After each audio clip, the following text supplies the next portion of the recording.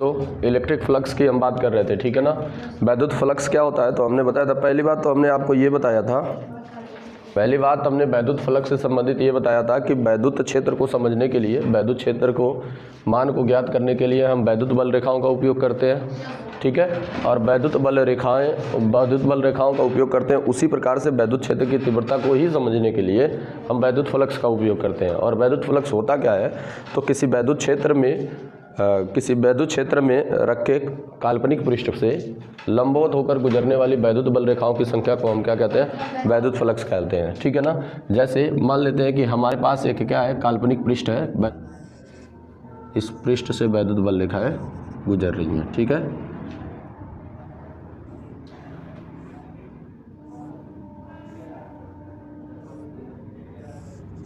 ठीक है, ऐसे वैद्युत बल रेखाएं गुजर रही हैं।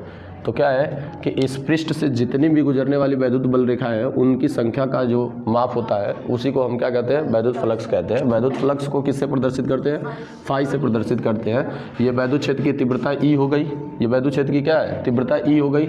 और इसी प्रकार से अगर बात करें तो फाई बराबर, और ये इसी डायरेक्शन में डी ए की दिशा होगी, बोलिए इसी डायरेक्शन में डी ए की दिशा होगी। अगर लंबवत ये गुजर रही है वैद्युत बल रेखाएं तो वैद्युत क्षेत्र मतलब कि क्या है, क्षेत्रफलीय सदिश भी इसी डायरेक्शन में होगा। और यहाँ से फाई बराबर बात करें तो फाई जो होता है, देखिए अदिश राशि होती है। ये वैद्युत फ्लक्स जो होता है वो कैसी राशि होती है, अदिश राशि होती है। और ये दोनों आपकी सदिश है तो इन दोनों के अदिश गुणन के क्या होती है, ये बराबर होती है। यानी E vector dot D A vector हो जाएगा, ठीक है। अगर कहीं ऐसा हो जाए कि ये क्या हो जाए कि यही मेरा तल है, अगर ये तल है मेरा और इस तल से वैद्युत बल रेखाएं कुछ कोण पर गुजरे, ठीक है, वैद्युत बल रेखाएं ऐसे गुजर रही है तो क्षेत्रफलीय सदिश इस तल के लंबवत होगा इस डायरेक्शन में। तो यानी ये डी ए हो जाएगा और ये ई हो जाएगा, दोनों की अलग अलग डायरेक्शन होगी। इस स्थिति में क्या हो जाएगा कि फाई बराबर क्या हो जाएगा, फाई बराबर E dot D A cos theta के बराबर हो जाएगा, ठीक है ना। इसको हमने कल बताया था कि इसको भी योजित करेंगे, इसको भी योजित करेंगे या इसको भी योजित करेंगे तो इसी के डायरेक्शन में, किसी एक के डायरेक्शन में क्या आएंगे, कॉस थीटा वाले घटक आएंगे। और यहाँ से फाई बराबर क्या हो जाएगा, ये कॉस थीटा हो जाएगा, ठीक है ना। तो ये कह सकते हैं कि इसका सदिश के रूप में स्थिति है। और ये क्या है, ये इनका मान हो जाएगा। वैसे भी आप जानते हैं कि फाई बराबर अगर ई डॉट डी ए है तो इसको लिखेंगे तो E D A cos theta के बराबर होंगे ये, ठीक है। तो ये E D A cos theta के बराबर होंगे। यानी आपसे कोई पूछेगा वैद्युत फ्लक्स क्या होता है तो आप सीधी भाषा में बताएंगे कि किसी वैद्युत क्षेत्र में रखे काल्पनिक पृष्ठ से लंबवत गुजरने वाली वैद्युत बल रेखाओं की संख्या को ही हम क्या कहते हैं, वैद्युत फ्लक्स कहते हैं। अब वैद्युत फ्लक्स को फाई से प्रदर्शित करते हैं। फाई एक अदिश राशि है, अर्थात क्या है, वैद्युत क्षेत्र की तीव्रता और क्षेत्रफलीय सदिश के अदिश गुणन के ये क्या होते हैं, बराबर होते हैं। तो इन दोनों के अदिश गुणन के बराबर होते हैं तो फाई बराबर ई डी ए क्या हो जाएगा, कॉस थीटा हो जाएगा। और E D A cos theta हो जाएगा तो कुछ केस इसमें देख सकते हैं हम। मानते हैं केस फर्स्ट की बात करते हैं। केस फर्स्ट क्या हो जाएगा, यदि थीटा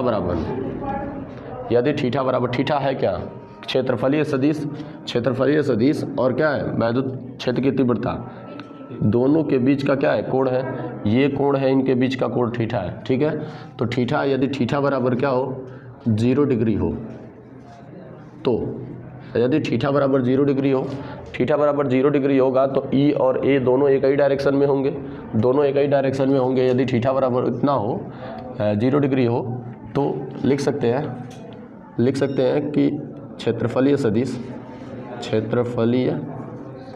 सदिश तथा वैद्युत क्षेत्र की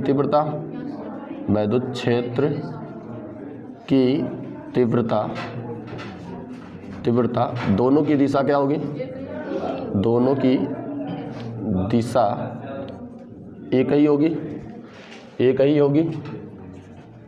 एक हो, ठीक है। तो दोनों की दिशा एक हो तो इस स्थिति में क्या हो जाएगा, फाई बराबर क्या होता है, E dot D A cos theta होता है, ठीक है। यहाँ पर क्या रखेंगे, फाई बराबर क्या हो जाएगा, ई डी ए, और कॉस थीटा की जगह पर कॉस 0 अंश रखेंगे तो फाई बराबर क्या हो जाएगा, ई डी ए कॉस 0 अंश का मान 1 होता है तो गुणे 1 हो जाएगा। डी ए बार बार लिख रहे हैं। अगर इसमें कोई, अच्छा इसके लिए अलग से बात करेंगे, सीधे ई वेक्टर इंटू ए वेक्टर लिखते हैं ना, क्योंकि कोई हम पूरे क्षेत्रफल से गुजरने वाले फ्लक्स की बात कर रहे हैं, तो पूरा क्षेत्रफल तो हमारा ए ही है ना, तो ए क्षेत्रफल की बात करेंगे, डी ए की बात नहीं करेंगे। इसमें से अगर कोई छोटा खंड मान लेते हैं कि ऐसे छोटा खंड मान लेते हैं, तो हम डी ए की बात करते हैं, ठीक है ना। तो डी ए की बात करते हैं, हम पूरे क्षेत्रफल की बात कर रहे हैं तो ए की ही बात करेंगे, तो डी हटा देते हैं, डी ए की बात नहीं करते हैं, ठीक है, ए की बात करते हैं। इंटू ए कास थीटा, कास 0 अंश का मान क्या होता है, 1 होता है, तो यानी फाई बराबर क्या हो जाएगा, ई ए हो जाएगा ना। तो फाई बराबर आपका हो गया यहाँ पर ई ए, यानी फाई बराबर ई ए हो गया, यानी क्या है, वैद्युत फ्लक्स अधिकतम होगा, वैद्युत फ्लक्स का मान अधिकतम होगा। ये बात हमको कैसे पता चल गई कि वैद्युत फ्लक्स का मान अधिकतम होगा इस स्थिति में? देखिए कास 0 का मान जो है 1 सबसे अधिक है, कास का कोई भी मान होगा 1 और -1 के बीच में आएगा, और इस स्थिति में 1 जो है सबसे अधिकतम मान है, 1 जो है वो क्या है, सबसे अधिकतम मान है, यानी कास 0 का मान 1 आ रहा है, इसका मतलब कि ये सबसे मैक्सिमम मान होगा, क्योंकि कास का कोई भी मान रखेंगे सदैव 1 से कम आएंगे, ठीक है, 1 और -1 के बीच में आएंगे, तो 1 और -1 के बीच में आएंगे, इसका मतलब है कि सारे मान कम होंगे, लेकिन जो 1 आ रहा है, कास 1 का अधिकतम मान जो आ रहा है, इसके अकॉर्डिंग ये क्या होगा, मैक्सिमम वैल्यू होगी, ठीक है ना। तो ये वैद्युत फ्लक्स का अधिकतम मान होगा। अगर यहीं पर केस सेकंड की बात करें, तो यदि क्या करेंगे, यदि थीटा बराबर क्या हो, यदि थीटा बराबर 90 डिग्री हो तो ठीक है, दोनों एक दूसरे के लंबवत होंगे। वैद्युत क्षेत्र की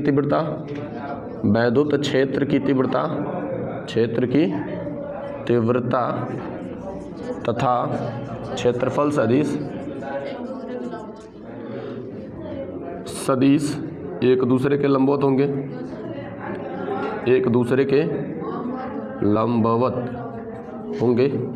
ठीक है, एक दूसरे के लंबवत होंगे।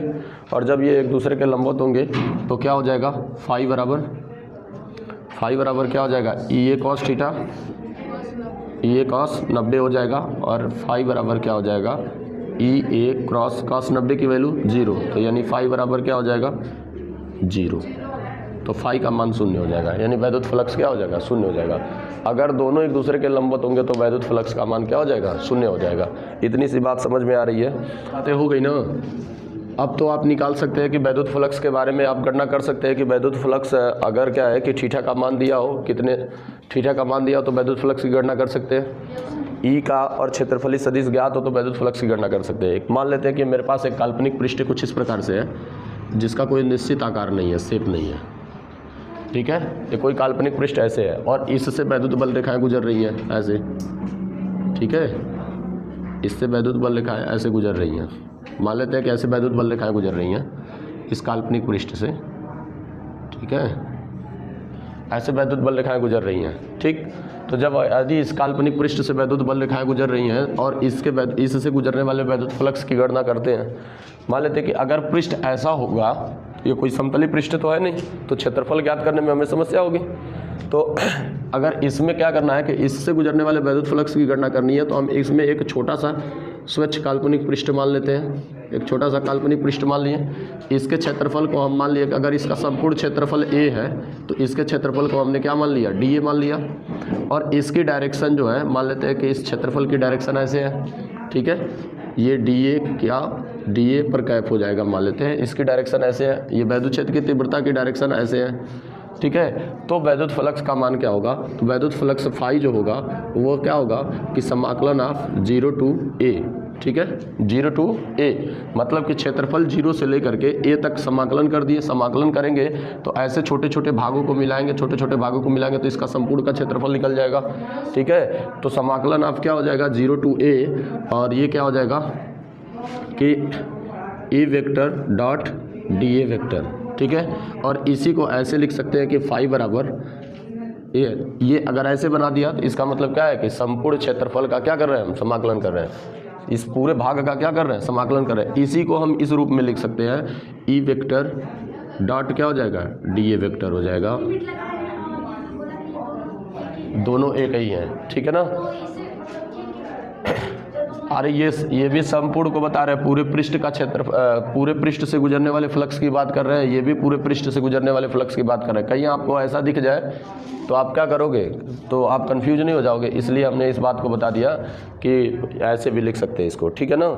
तो ये संपूर्ण पृष्ठ से गुजरने वाले फ्लक्स का मान होगा। कैसे होगा मान, तो इस छोटे से पृष्ठ से गुजरने वाले फ्लक्स को निकाल लेंगे फाई बराबर ई डी, ये छोटे से पृष्ठ से गुजरने वाले फ्लक्स को निकालेंगे, फिर उसका क्या कर देंगे हम, समाकलन कर देंगे, और समाकलन कर देंगे तो इस पूरे पृष्ठ से गुजरने वाले फ्लक्स का मान क्या हो जाएगा, ज्ञात हो जाएगा, ठीक है।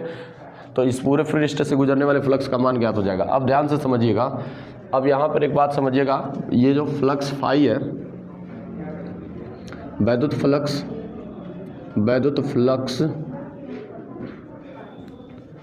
का मात्रक तथा बीमा, वैद्युत फ्लक्स के मात्रक तथा बीमा की बात करते हैं, ठीक है। वैद्युत फ्लक्स का मात्रक क्या होगा और वैद्युत फ्लक्स की बीमा क्या होगी, इस पर बात करते हैं। ये बताइए कि फाई बराबर क्या आया, फाई बराबर E vector dot D A vector आया या ए वेक्टर आया, बोलिए ए वेक्टर आया, ऐसे कर लेते हैं, E vector dot A vector आया। यहाँ से एक बात बताओ आप, या तो इसको लिख दो फाई बराबर ई ए कॉस थीटा, ई ए कॉस थीटा। कॉस थीटा क्या होगा, पहले हम यहाँ ध्यान से समझेंगे कॉस थीटा के बारे में। कॉस थीटा क्या होगा, कॉस थीटा आधार बटे कण होता है। देखिए ये भी लंबाई है और ये भी लंबाई है, दोनों का मात्रक मीटर और मीटर होगा, तो क्या बताइए कॉस थीटा का कोई मात्रक होगा। कॉस थीटा जो है मात्रकहीन राशि है, क्या है, मात्रकहीन राशि है, और बीमाहीन राशि भी होगी। जब इसके कोई मात्रक नहीं होंगे तो कोई बीमा होगी नहीं होगी, तो इनके कोई मात्रक और बीमा नहीं होती है, ठीक है। तो कॉस थीटा का कोई मात्रक और बीमा नहीं होगी। क्यों नहीं होगी, तो क्योंकि आपको पता है ये दो किसी समकोण त्रिभुज में क्या है, लंब और आधार और कण का क्या होता है, अनुपात होता है। तो किसी समकोण त्रिभुज में आधार और कण का अनुपात होता है, दोनों लंबाइयाँ हैं और दोनों का मात्रक मीटर होगा, मीटर से मीटर कट जाएगा, इनके कोई मात्रक नहीं होंगे, और जब कोई मात्रक नहीं होंगे तो इनकी कोई बीमा भी नहीं होगी, ठीक है। तो इनकी कोई बीमा नहीं होगी, बच्चे यही दोनों, तो इन दोनों के बीमा की बात करते हैं। तो फाई बराबर क्या होगा, फाई का मात्रक, अगर इनके मात्रक की अगर हम बात करें तो मात्रक क्या हो जाएगा, ई का मात्रक गुणे ए का मात्रक, ऐसे हो जाएगा जी। तो ई का मात्रक क्या होगा, जरा ई के बारे में सोचिए, ई बराबर एफ अपान क्यू, यही होता है ना। तो ई का मात्रक, एफ का मात्रक क्या हो जाएगा, न्यूटन और बटे क्या हो जाएगा, कूलाम। तो ई का मात्रक न्यूटन अपन कूलाम हो जाएगा। ई का मात्रक हो गया आपका न्यूटन बटे कूलाम, और गुणे क्या होगा, ए का मात्रक क्या हो जाएगा, ए क्या है, क्षेत्रफल है, और क्षेत्रफल का मात्रक क्या हो जाएगा, मीटर का स्क्वायर, यानी इसका मात्रक क्या हो जाएगा, न्यूटन मीटर स्क्वायर बटे कूलाम हो जाएगा, ठीक है, हो गया, ठीक। फाई का मात्रक होगा। अगर बीमा की बात करें, फाई की बीमा, तो बीमा तो मात्रक से ही आप बना सकते हैं, क्यों, मात्रक निकाल लिए तो बीमा बना सकते हैं। न्यूटन की बीमा क्या होती है, m/1 l/1 t/-2, ठीक है।